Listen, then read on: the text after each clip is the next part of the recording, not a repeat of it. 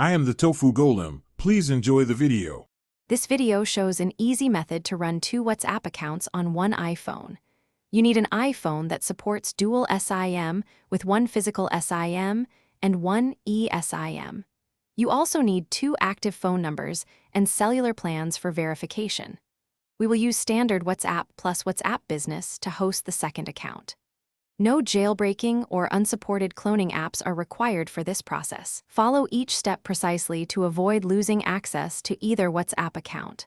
After setup, I will explain message management. First, activate the eSIM with your carrier and confirm the line is working. Open Settings, then Cellular, and add Cellular Plan to install the eSIM profile. Insert or keep the physical SIM for your other phone number active. Install WhatsApp from the App Store and open it to begin verification. Choose the phone number you want as your primary WhatsApp account during setup.